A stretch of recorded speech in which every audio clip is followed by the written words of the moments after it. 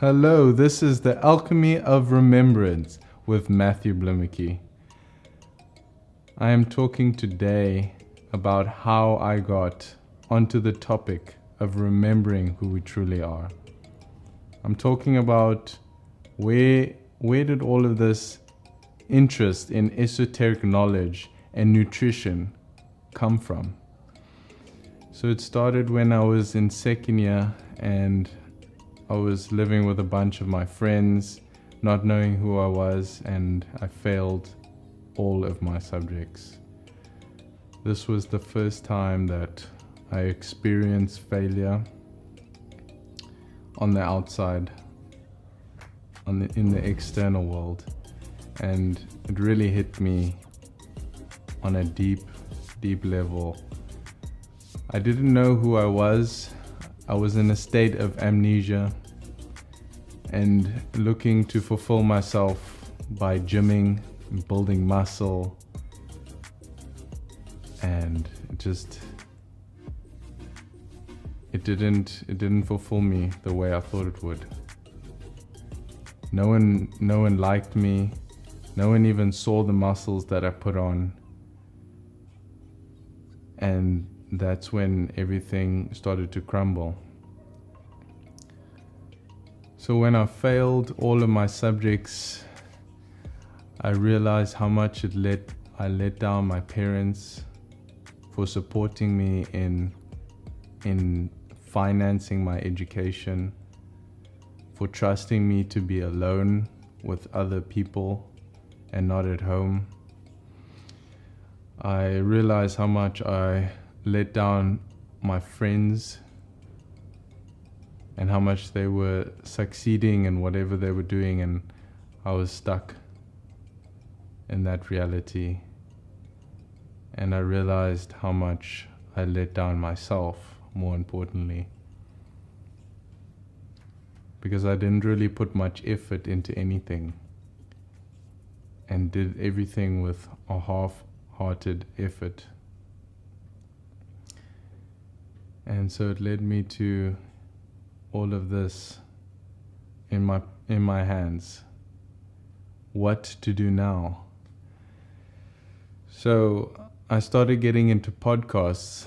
I don't actually know how it started. I think I was just so lost and so confused that I went onto the podcast app and started looking at TEDx talks and realizing that there was a whole source of information that I can use to rebuild myself. Because I was at a place where I was nothing, broken down, and that was my rock bottom. So I started taking this information from podcasts.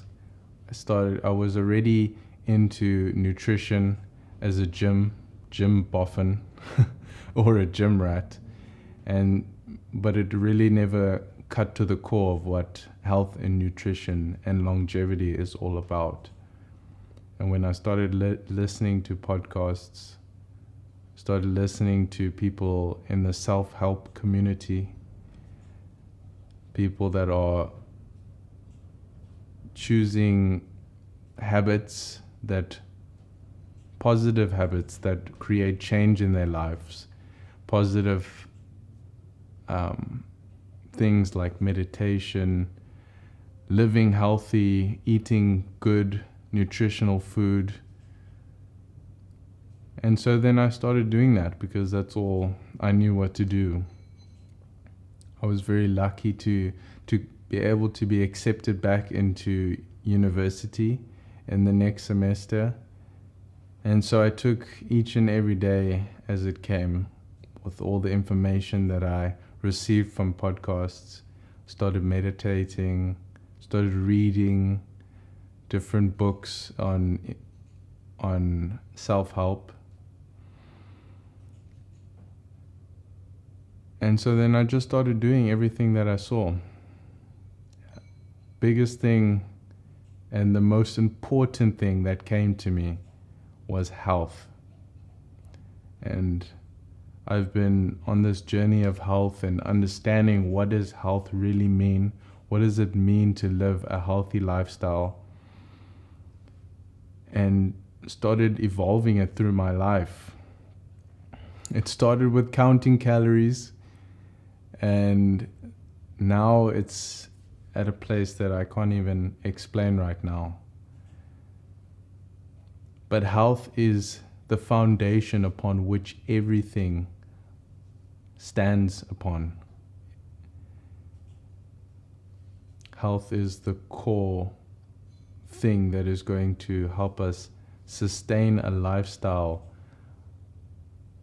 of growing spiritually and physically and changing our lives for the better. So when I started doing health, I started looking into superfoods. I started looking into high mineralized foods, smoothies. But the biggest thing that stood out was cacao. An amazing, amazing superfood. The number one food for longevity, for keeping us healthy, happier. And so I started using cacao because it was an alchemical ingredient. It was an ingredient that you could use with anything else and it would help deliver the nutrition of every other thing that you put with cacao. Cacao is a plant, is a tree in the jungle that we all know and love as chocolate, because the core ingredient of chocolate is cacao. But cacao does way more than what it does on the physical body. It is a spiritual teacher. It opens up our hearts so that we can live in a state of love. It produces brain chemicals that make us feel good, that make us feel love, joy, bliss, ecstasy.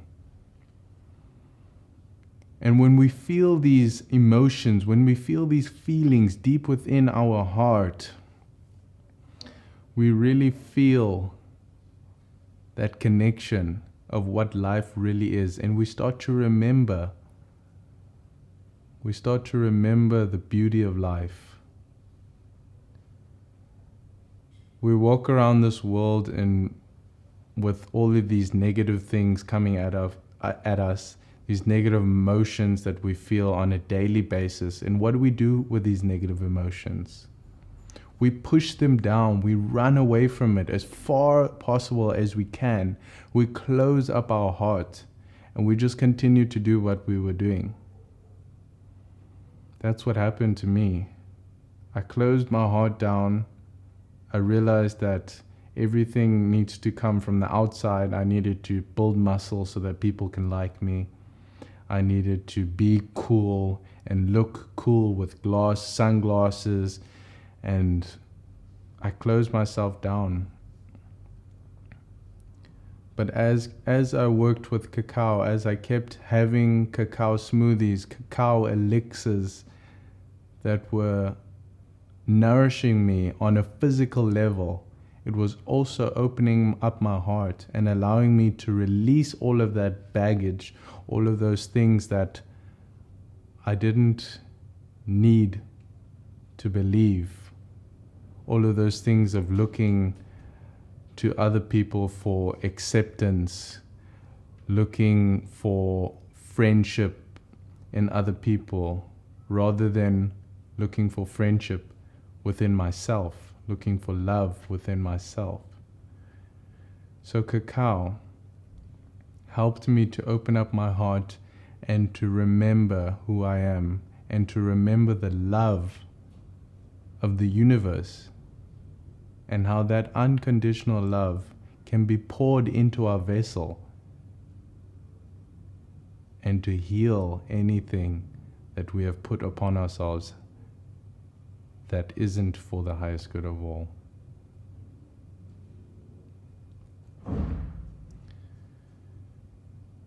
So that's what cacao did, and she led me on an amazing journey. And when I say she, I mean that cacao is not just a plant. Cacao is a plant teacher. She has a spirit, and that spirit is Ish Cacao, the goddess of chocolate. Ish Cacao is a handmaiden, and what she did and what she does to anyone who has cacao is she holds your hand, she shows you love, and walks you down the path of darkness so that you can go through your fears, you can release those negative emotions, and come out on the other side with more love, with more joy, and most importantly, with freedom. Freedom and remembering who we truly are as a human being. So, with all of the cacao that I've had and all of the ideas that she gave me as I started to remember who I am, I felt love, I felt joy, I felt bliss. And all of this love, joy, and bliss that was poured into my being was enough to heal those traumas and those blockages and those patterns of what I thought life was supposed to be. And because I was overflowing, I realized that I need to share this. I need to share this beautiful medicine, this beautiful superfood to the people, to other people, to my friends, to my family. But as it evolved and I realized that that cacao wasn't just a food, when I realized that it was a plant teacher, I knew that I was working with a greater intelligence. I knew I was working with something bigger than what we think the physical world is. And so I decided that I need to do this right. If I want to make products, if I want to sell this to other people and show them the benefits of cacao, then I need to do it right.